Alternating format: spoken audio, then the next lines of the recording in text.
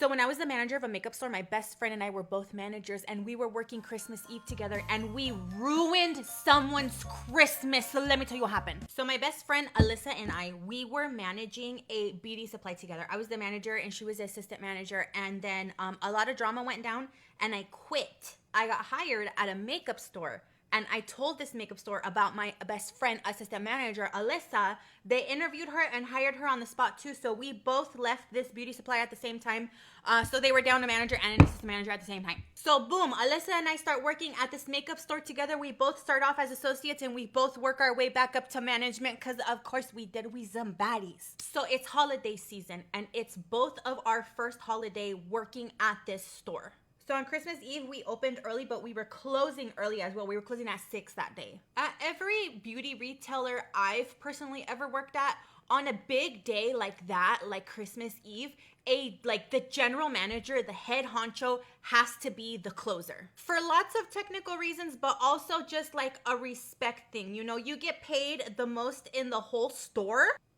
So maybe you can make a little sacrifice and you can close on Christmas Eve, you know? So my baby Alyssa is scheduled to close on Christmas Eve with this manager. So this manager, the head honcho, she had this condition where she only got migraines on very, very busy days. Every single manager works Christmas Eve. No exceptions. I was mid-shift, so I was scheduled to maybe go home at 4 or 3, I can't remember. If you've never worked retail, let me tell you something. The worst days of the year to work are the day before Mother's Day, Black Friday, and Christmas Eve. Those are the days you're gonna get the most pissed off. Black Friday, the women are usually the meanest. The day before Mother's Day and Christmas Eve, the last minute men shoppers coming in to shop for their woman, those are the meanest. I don't know about you, but for me, Christmas has been the same day my whole life. So I don't know why you coming in getting a fucking attitude with me because you ain't got nothing for your girl. The last minute shoppers are just, they really know how to piss you off. And not because they're last minute shopping, but because they have the audacity to be angry and rude to us when the thing they want to buy is sold out the day before a major holiday.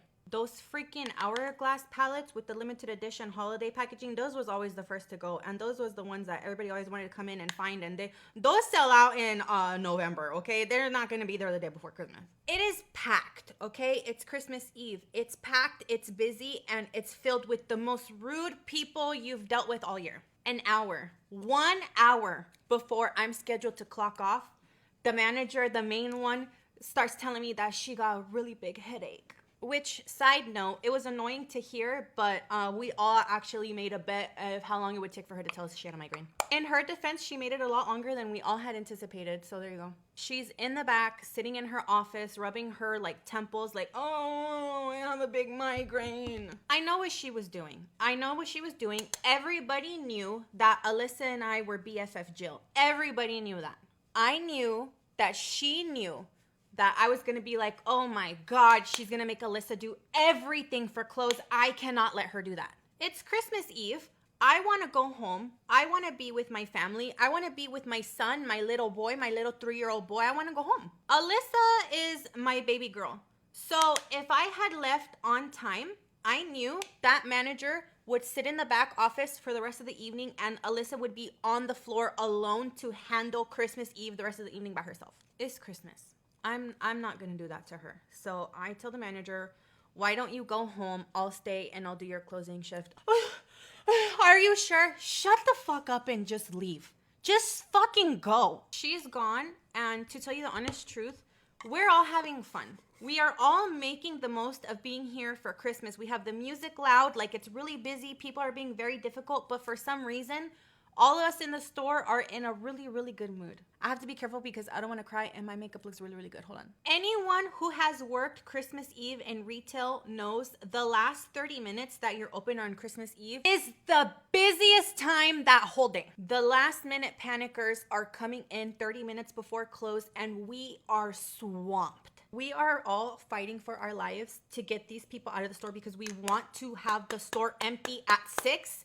Because it's Christmas Eve and we all want to go home. We don't want to be here for any extra time. We don't have to be here. It's 3 3 minutes before close and customers are still running into the store. But they're like apologizing while they're running in, and they're like, I just need one thing. I know exactly what I need. I'm gonna grab that thing and go. Like, they understand what they're doing is kind of fucked up, but I mean, what can we do, you know? It's 6 o'clock. The store is closed. I'm standing at the registers to help the girls check out, and Alyssa has locked the door and is standing at the door to let the customers that are in the store out. It's 6 o'clock. It's 6 p.m. and a customer has checked out, and Alyssa is opening the door for the customer to leave. A customer outside sees that Alyssa unlocks the door and grabs the door and opens it and tries to come in. Alyssa's a gangster. Alyssa grabs the door back and she's like, we're closed. She tells Alyssa, oh, that's okay. I just need one thing. And she tries to come in, and Alyssa blocks her from coming in and she says, we're closed. She looks at Alyssa and she goes, no, it's 6 o'clock. I made it. And Alyssa is like, we close at 6. You didn't make it. We're closed. All the while, the customer trying to get out of the fucking store and she can't get out because the girl trying to get into the fucking store, and Alyssa not letting her in the store because we're closed. The customer tells Alyssa, are you fucking kidding me? I've been working all day. I just need to grab a couple things. Alyssa tells her, a couple things? Absolutely not. She's being so rude, and she's like, you're seriously not gonna let me in? And Alyssa's like, no, you can come back the day after tomorrow when we're open. I'm not letting you in. It's Christmas Eve, one of the worst days to work retail. We've all been screamed and yelled at all day. It's 6 o'clock. We want to go home. She looks at Alyssa with so much hate in her eyes, and she tells her, I hope you're happy. You ruined my fucking Christmas. This grown woman toddler turned around and stomped back to her car, and Alyssa and I are cracking up. And let me tell you something about Alyssa, because I know Alyssa. If the girl had been like, oh my God, I've been working all day, can I please just come in? Like, if she was really nice about it, Alyssa would have let her in. After dealing with hostility all day, dealing with more hostility was a choice. And she chose no. She's not going to subject the rest of us in the store to more hostility. We get the store empty, and usually we have the associates clean up while managers do closing duties. And Alyssa and I decided together to just send everybody home, and her and I were going to do all the closing duties together. We got all our associates out of the store before 6:10, and Alyssa and I were just cracking up about how crazy the day was, and I don't think I would have survived being a manager at that store if it wasn't for Alyssa. These are things I did my freshman year of high school when I thought I was way hotter than I was. Every single Sunday, without fail, for the entirety of freshman year, I would set aside a full half hour to apply not 1, not 2, but 3 hefty layers of fake tan. I would proceed to not just leave it on for like 4 to 5 hours, but fully go to sleep in it. Mind you, if I'm going to bed at like 10 p.m., and then I would get up at like 7:30 to shower it off before school, that's about 9 hours marinating in fake tan in my sleep, and the bottle recommends 5 to 6. The worst part by far about this was my hands. I was really convinced I had it all figured out and that I had the tactic for fake tanning your hands completely nailed down. I would use this like fluffy makeup brush to get in all the crevices of like my knuckles and stuff. I thought it looked totally normal. Completely normal, like undetectable. And this was at a time where I was making get ready with me's almost a daily and posting them. So I have those videos to look back at, and when I go back and look, I cannot believe the tan that is caked into my knuckle wrinkles and fingernails, and just how utterly orange I look. I know I'm not the only one that's fallen victim to this though, but I was so utterly tan blind for like a full year and a half. Feel free to share your fake tan fail photos below. Okay, so my mom literally hid my car because I'm going to NYU. Ignore how red I look, but I was gonna come on here and make a cute little story. But honestly, I can't do that right now because my mom hid my car because I'm going to college. So let's talk about like get ready for the gym, because I literally had to beg and cry for it back. So like a week ago I made this video and it got 50K. It was about how my mom is basically cutting me off for going to NYU, like emotionally, financially, all of that. And then I deleted it because I was like uncomfortable with how people are commenting on my financial situation. So then I just reposted it and cut out a part. I swear she's always trying to pick fights with me after vacation or something, because I literally just got back from Tahoe and I was in People magazine. I literally have a month left before I move. I booked my flight. Like at home from Tahoe yesterday, and she's like, hey, when you were gone you missed your medical appointment, so you're grounded. We literally rescheduled it. Like it's just like the excuse. It's like the excuse, bro. Like, what does grounded even mean? I'm almost an adult. I'm moving away to college. You can't ground me. Like, I have a car. I have my phone. Like, what are you gonna take? So then she was like, I'm gonna take your car keys away. Like, give me your car keys. And I was like, no. Like, I have my house keys on there. Like, I have all my keys. Like, I'm not giving my keys. So I just shut my door. And she's like yelling at me through the door. This door has a lock, so I locked it. And she's like banging on the door. And she's like, give me your keys. Like, and I was like, I need to go on a run. Like, I literally need to go on my run. So I was like, I can't go through the door. So I opened the window and I was like popping out the screen to try to like go on my run, like literally. And I had my keys like strapped to my running belt. And then she comes to the window, so then I run out through the door. Lucky for me here, she can't do anything because I can run. So I just literally ran away. I just went on my run. I come home and she just doesn't really say anything to me. I go to bed, I unpack, whatever.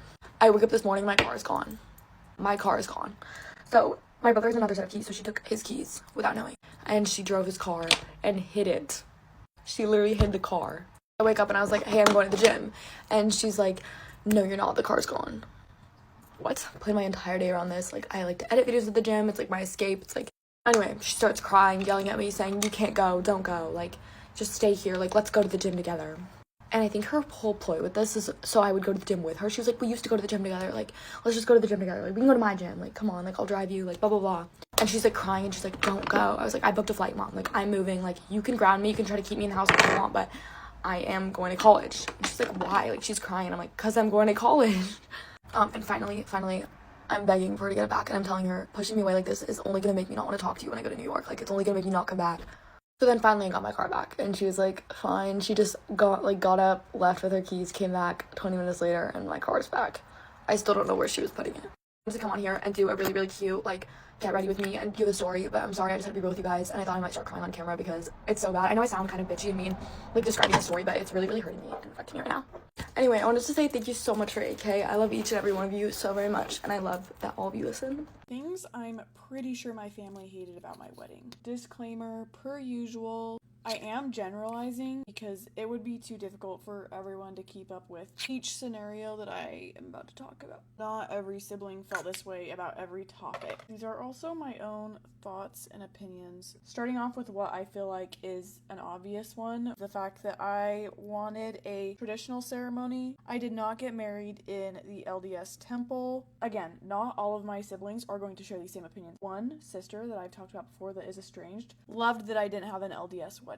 And I also wanted my sisters to get ready with me. I feel like they were not fans of this. Maybe they didn't actually feel this way, but I feel like I had to pull teeth because the idea was we would all get ready together. They were kind of like, why? I thought it would be fun. I thought it would be cutesy. I got everyone matching pajamas. By the end of it, it really turned into come as ready as you would like. Most of them had to travel at least a little bit, so I said, hey, you can just bring your dress, wear your pajamas down so you don't have to travel in your bridesmaid dress. Maybe the drive can be more comfortable and we can all get ready together. I feel like it was not met with much excitement, which is okay. This is actually going to segue right into bridesmaid dresses. My original inspo was this like berry fuchsia color because it matched my wedding ring that my husband designed for me. The dresses that I was thinking of, I guess I overestimated my sister's comfort when it came to wearing non-garment friendly things. For those of you that don't know, garments are the underclothes that members of the Mormon church wear. It's a modesty thing. I was under the impression that they would not be like super strict with that. I don't know why. Maybe it's because of like what they wear golfing and stuff like that. I thought they would be like, this is cute and if this is what Michaela wants, like we'll wear it for a couple hours. No. My original inspo was this. I get it. This one, it's like not a big deal. It did end up being just different shades of orange and pink. The dresses still turned out super cute. The next thing was vows. I mentioned that I wanted a traditional wedding ceremony that did include reading vows. And then one of my sisters basically said she doesn't like when the couples read their vows because she basically thinks they're full of crap, and 5 years down the road she thinks back to the vows that they made, how unserious they're taking them, I guess. So essentially she was saying she judges couples based on their vows and holds them to it as a third-party observer. And I was like, I don't know that I want that. And then I had another sister who was like, well, if you don't read your vows, then what's the point? Oh, okay. The next one, my husband's uncle ruffled a couple feathers with his, is it considered a speech if he does it? I don't know. He got licensed to marry us. He cracked a joke. He knew the reason why we weren't gonna share our vows, and he made a light joke of it, and my family did not appreciate that because they knew. Another thing that they just were not vibing with was pickleball. My wedding was actually held in my in-laws' backyard, and they have a pickleball court. I was like, okay, instead of just having everyone sit around, why don't we have a little pickleball tournament? I of course asked my sisters, like, would this be fun? I probably shouldn't have asked for their opinion at all, but I did. Some liked the idea, some did not. Like, what about boys versus girls? Like, that's gonna be so unfair because the girls will still be in dresses and the guys are in pants. Obviously, the guys would win. And I was like, oh, easy fix. You have to have a guy and a girl. It can't be a team of guys against a team of girls. I thought this made sense. They had an outdoor, I'm gonna use the term playhouse. It's like a mini mom and pop, like, which we used as the dressing room. The one sister was just like, no. Then another concern was paddles. What about paddles? So we went and we bought a set of 4 so that everyone had the same paddle. You didn't have to bring a paddle to play. Bring extra clothes. It was already chill. The dress code was chill. My husband and I had the groomsmen wear polos and they could wear a colored pattern polo. Like, it did not matter. I liked it. I thought it was fun. To piggyback onto that, because we wanted people to actually want to play, we were like, okay, let's do some prizes. Like, let's go get some prizes for first, second, and third place. I had a sister who thought this was, like, the dumbest idea. She was like, it's your wedding. People should be bringing you gifts. It's weird for you to give someone a gift. Like, it's not a gift, it's a prize. So we did prizes for, I think it was first, second, third place. Like, a couple of Walla water bottles. And then we let them keep their paddle. And there were a few other things, but I don't remember them. One sibling also did not like my original plan for both of my parents walking me down the aisle. My parents are divorced, so I was going to have both my mom and my dad walk me down the aisle till one of my sisters was like, oh, you mean like senior night? If you don't know what senior night is, when you play a sport or like sometimes they do it for band members as well in high school, they designate a single night of the season. They go and they read through all the seniors. You get to pick like an escort. And traditionally, it's your parents that do it. You're like getting escorted by your parents, one on each arm, and they read like a nice little thing about you. After she said that, I was like, okay, never mind. If that's the vibes everyone's gonna get, I won't do that. So I ended up having my dad walk me down the aisle, and I don't know, the idea just came to me last minute, and I was like, stepmom and mom can hold my train as they walk down the aisle with me and my dad, and I hand my bouquet to my mom, which I thought worked out. But if you've made it this far, thanks for watching, and I'll see you on the next one. These are things that all girls should know. Number 1, your period is not supposed to be unbearable, which I'm just now finding out, and I'm literally going to the doctor for it now. So it's normal to get cramps, but if you're passing out, or if you're throwing up, or if you're in extreme pain, that's not normal apparently. So you should probably get that checked out like I'm doing. Also, having mood swings or getting really emotional before or during your period is very normal. Your hormones are all out of whack, so you're gonna be having some type of like feelings, you know what I mean? If you're a little extra mean or if you're a little extra sensitive, that's okay, that's normal, it's gonna happen. Next, you always want to make sure that you take a tinkle after you get freakiness because you don't want to catch a UTI, okay? Those are not very fun to have. I mean, I've never really had one, I'm not gonna lie to you, except for when I was little. So I wouldn't know how fun they are, but I'm pretty sure they're not very fun. Next, you don't have to shave every inch of your body to be considered feminine. Like, you have body hair for a fucking reason. It's there for a reason. So you having body hair doesn't make you any less of a girl. Me personally, the only thing I shave are my armpits and my legs sometimes. I don't even be shaving my legs for real. I don't shave my arms. I don't shave, well, I shave my tummy because I be getting, I think I have PCOS. I have a lot of hair all over me. I be getting like a beard and shit. It's like bad. But anyways, you get my point, right? Now this next one I need y'all to really fucking listen to, okay? Story time on how I got assaulted by a grown woman. I haven't done one of these in so long, but y'all were saying y'all might get ready with me. So basically, me, my man, and like 4 of his friends went up to his mom's work, and it's like 12 o'clock in the morning. We're all just waiting outside because I just crashed the car before this 2 minutes away from her work, so we just walked over to her work waiting for like the tow truck to come, right? And so anyways, basically, we're waiting outside, and then this like old lady comes out, and he had told me before that she was like weird towards him and kind of like always hugging on him, but I didn't really think much of it. So then so I'm like hugging on him, and then she pulls him away from me out of nowhere and like starts touching all up on him, like rubbing on him, like, ugh. And I'm already looking at her like this, like just staring at them like this, because he's standing there uncomfortably, just like not knowing what to do because it's one of his mom's customers. I'm just staring at him for so like 3 minutes, and finally he goes on like way too long, and all his homies are like, bro, get your man. And so I pull him away from her. Because she was like touching all of him, neck, body, everything, and I was just like disgusted. Pull him away. We go inside real quick so we can use the restroom. And I was like what was she saying to you? Because it seemed like she was scolding him.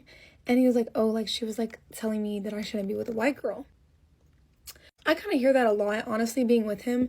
And so I'm pretty used to it now. So I was like mad, but at the same time, I was like, okay, kind of the normal. Anyway, so we go back outside.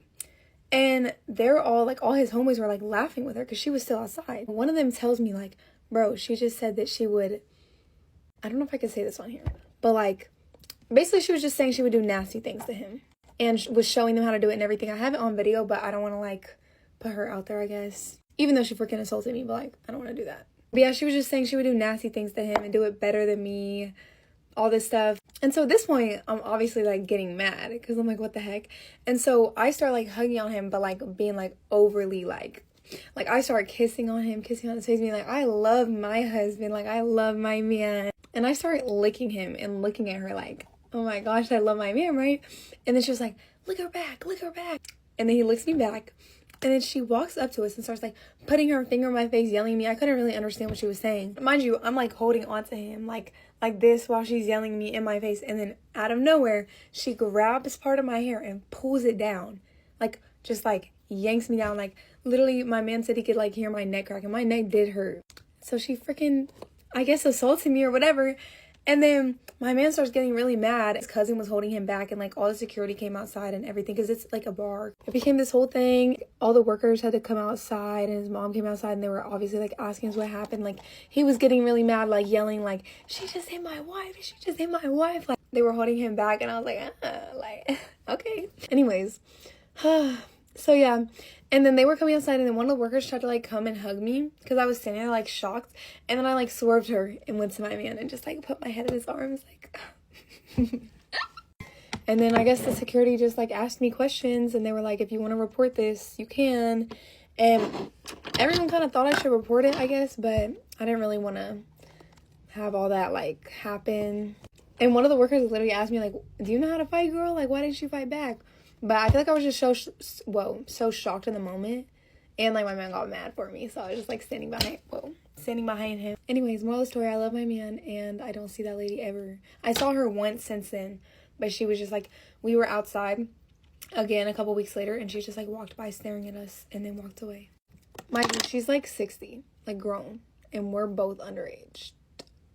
So that whole thing was just weird. Because why are you trying to get at an underage guy? And then why are you assaulting an underage girl over an underage guy? So yeah, that's my story time. I am hungover as fuck, so do my skincare with me because I feel like a decrepit little critter right now and I want to feel like a little bit more alive. I don't know why, but I just can't do like a chill night out. Like every time I do a night out, I'm home at like 5 in the morning, whether it be football. I got home yesterday 5 in the morning. Oh, by the way, this is a Dr. Althea 345 cream mist. This actually revives me every time I put it on my skin. It makes me shine like a little baby. Like, I genuinely do not do easy nights out, and they have been catching up to me. I'll be so honest with you guys, because no shame here, I have been out every week since my birthday. So I turned 18 May 23rd. I've not had a weekend off. Like, I literally do football, so I've been out every time the football's been on, only England, but I do football. I do Thursday because that's karaoke night in my town, and then I do Friday, Saturday. I don't do a Sunday unless it's a football. But like, oh, I have a problem. Houston, we have a problem. When I move out, I'm telling myself that I'll be a lot more like relaxed, but I also live in the center of town, meaning that like everything is just like a couple steps away from me and there's no need to get an Uber, so I don't know. This is a 345 serum. I'm like genuinely obsessed with this skincare brand at the moment because it's so like flawlessly smooth under makeup. And like, to do makeup, you need a good skincare base. Like, it's a known fact. Good skincare base, good makeup, good makeup. Also, these nights out have been costing me so much money. Like, I used to really underestimate how much a night out costs. Fucking hell, especially when you go to like fancier places other than Spoons. Like my rule normally is just go to Spoons, do my prees, and then try and just get guys to buy me drinks on a night out. It always works. Normally 0 to no effort is needed, especially if you go for the really gone ones. Oh, didn't he get me a drink? Didn't he get me a drink? Light work, no reaction. I've also got 2 more tattoos booked in, which I'm really excited about, and I'm getting lip filler soon. Actually, guys, my lip filler and my tattoo are on the same day. Oh, fuck. This is a 345 cream. I'm showing you guys my whole skincare routine now because why the hell not? I'm gonna put you on. Anyways, obviously, known fact, I'm obsessed with Rachel Tominara, the artist. Love his art, always have loved it. People have always been like, oh, that's really weird. They always like diss my pictures. I'm like, bitch, that's my baby. That's my baby. And I have two little friends so far, two. And then I'm also getting on the 28th, 2 more little friends that are gonna go on my arm as well because I want patchwork. I'm like obsessed with patchwork, and I have found my personal tattoo artist. The only person who is touching me is my tattoo artist in London, okay? Like, I actually love that girl. I adore her. Sorry, I just went in with the green tea fresh sun cream as well. Same brand.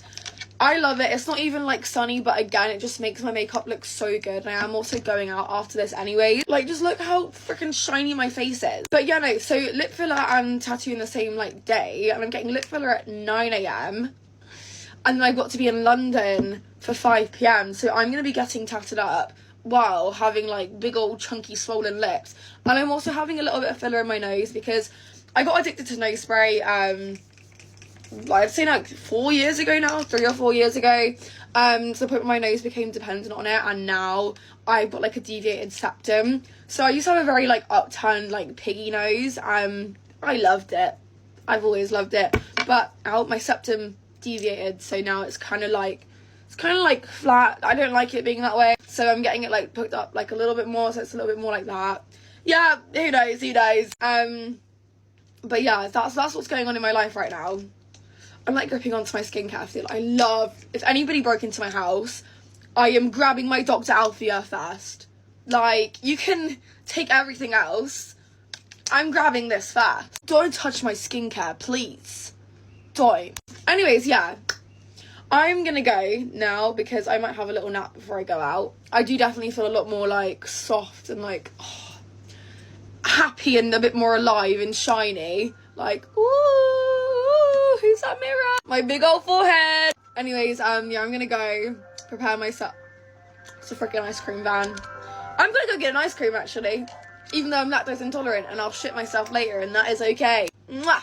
Goodbye. Get ready with me while I talk about influencers that would judge you in a bikini. Since people are constantly adding me to their videos like this, I might as well just make my own at this point. So the first influencer that I think would judge me in a bikini is Jeff. Fucking hate this trend, and I think the people that participate in this trend are the people who would actually judge you in a fucking bikini. This whole trend is based off of nothing. I think it's so fucking stupid. You don't know these people. There's no evidence out there that these people are gonna sit there and judge you in a bikini if you walked by them, okay? You just want an excuse to sit there and hate on influencers that you don't like, which I get it, you know what I mean? But at the same time, to sit here and to spread this around and make it seem like, oh my god, this person would judge me in a bikini, and send so much hate to their accounts for no fucking reason based off of an opinion that you have based off of nothing, is dumb. This trend causes so much hate to be spread to influencers for no fucking reason, and then a bunch of 12-year-olds will be in our comment section being like, oh my god, you're such a bitch, you would judge me in a bikini. Like, girl, I don't know you, and first of all, I'm not looking at fucking 12-year-olds in a bikini in the first place. How miserable and bored do you have to be to sit there and think,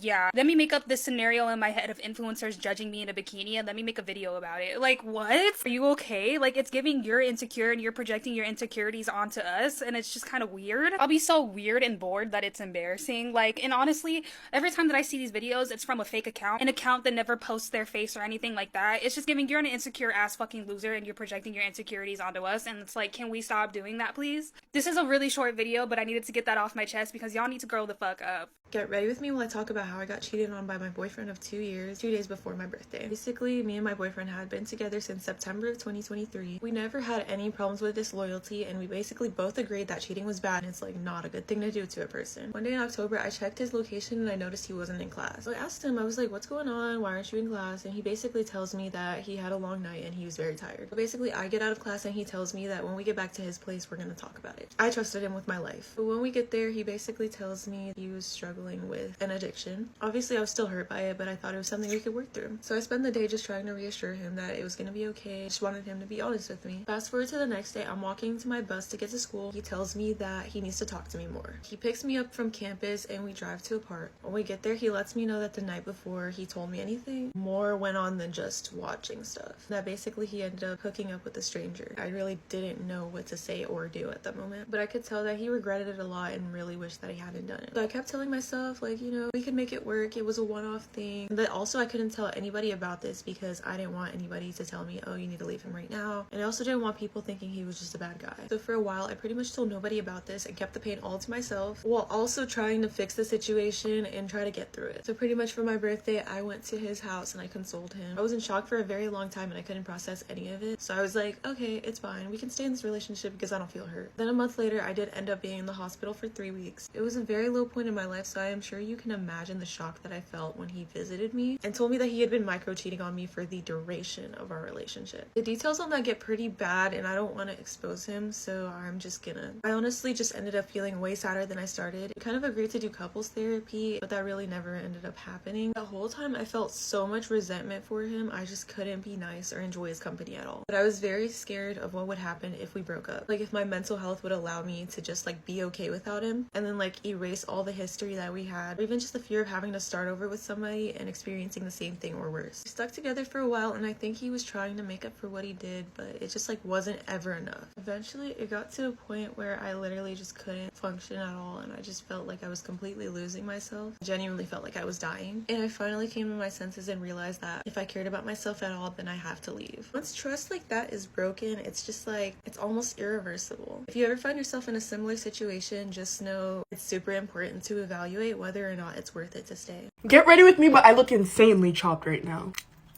Today was gonna be a bed rotting day if you couldn't tell, but I need to get the fuck up.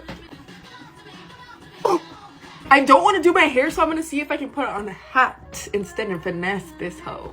Okay, wait. It's a test round, okay, so not too much, and I know my room is fucking dirty. Okay. Oh! I can't tell if this is chopped, so we're gonna do my makeup first. I literally fell asleep yesterday in a bun because I got too crunked and I forgot to do my hair before I went to sleep. Oh, hey! I actually want to try the Road Glazing Milk so bad, but I've been putting this random white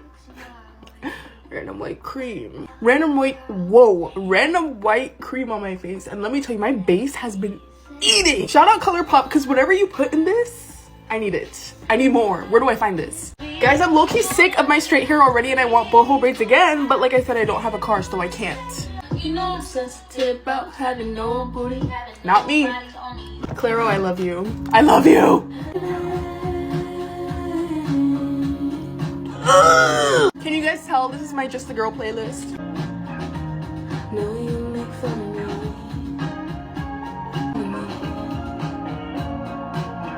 I actually needed that bad. Fun fact, but Raven Lene is my favorite singer. Why do I sound like a nerd? Ew.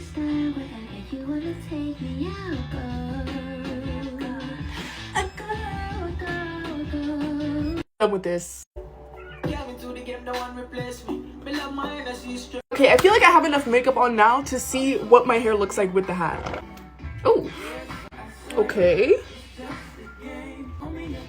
Bro. Why do I look like a little boy? Okay, so that's not cute. Okay, I fear this is as good as it's gonna get. Bye. This is fun. If you like supporting small businesses, you might want to watch this. My friend Adriana has her own makeup brand called 48 Beauty, and she sent me over her 2 new palettes. Yes, these are palettes inside of here, and I'm gonna review them for you and see if they're actually good or not. First of all, the packaging, hello, we got sand. This is really on brand because she has the Dune palette and the Sedona palette. I'm assuming this is the Sedona palette in here. Oh, she glued this on pretty hard. Opening it up, I'm gonna be cute and I'm gonna scoop the sands off of the palette. Do you see that? You see it? You see it coming through? You see it? Okay, now for the other one. Pretty sure this is the Dune palette. Okay, we're slowly uncovering this one as well. So first of all, packaging is insane, obviously. And these are what the 2 palettes look like. We got the Dune palette and then we got the Sedona palette. So in the Sedona palette, you open her up and this is what she looks like. We got a bunch of warm tone mattes, and I'm very excited to try this one out. And then on this one, we have a bunch of cool tone mattes that I'm also really excited to try out. I think I'm more excited for this one just because I don't have a lot of cool tones, so this is something different for me, so I'm very excited to try this as well. I think I'm gonna try this today. I'm gonna go do some eyeshadow real quick, and then I'll be back to give y'all my thoughts on how this performs. Don't miss me too much, okay? It'll be really quick. Okay, y'all, this is the look that I came up with. As you can see, nice and pigmented, and it blended so fucking perfectly. Like, and there was barely any fallout either, which was amazing. Y'all know how pigmented palettes be like having hella fallout. There was like little to no fallout at all. Super pigmented, super easy to blend. And then I also went in on the middle of my eyelids with her Luminescent Volume 2 palette. I used the purple shade. And yes, I'm absolutely obsessed. I think the palettes are fucking fantabulous, and I think if y'all want one, y'all should go get one. Well, the shades that I used were Driftwood, Cinder, and I used a little bit of Bone as well. And in the Luminescent 2 palette, I used the shade Luster, this purple shade right here. I'm obsessed. I don't know about y'all, but I'm obsessed. I'm gonna be telling y'all my parents' rules before versus after I started paying my own bills, because they're drastically different. And as of right now, I'm just paying for my phone bill, which is $60 a month. Okay, number one, curfew. My curfew used to be 10 o'clock on like summer days and then 9 o'clock on school days, which is terrible. And now I have no curfew. I just have a house key, so I can literally like come in whenever I want, or I've like left the state and not came back for like 3 days before. Okay, next is my car. Before, if I was driving like out of the city, I had to ask them and tell them where I was going and ask for permission. But now I've literally driven to like Louisiana and they didn't even know. Well, I think I still share my location. I don't know, but I just know I didn't have to ask. Okay, next is my phone. Before, I had to plug it in at like a certain time every night, and that would kind of fluctuate. Okay, I don't know why my neck is so red. Ignore that. Sometimes they would say like 9, sometimes they would say like 11. It kind of just like depended on what was happening the next day. I also wasn't allowed to have like any social media, or like they would like let me have it and then ground me and then like let me have it again. But like by the end, I couldn't have any social media. And obviously now, like, there's no screen time on my phone. Okay, next is sleepovers. I've low-key always, like, been able to have whoever over and, like, never really had to ask. Because I feel like they would always just be busy. And then they would, like, see someone in their house and be like, oh, hi. Like, you know. So I've never really had to ask for that. But now, like, obviously, I just don't. Next is school. They used to, like, control my school and, like, choose where I went. But I kind of had to say. But now, like, it's completely my choice. Okay, that's all I can think of for, like, right now. But if I think of anything else, I'll make another video.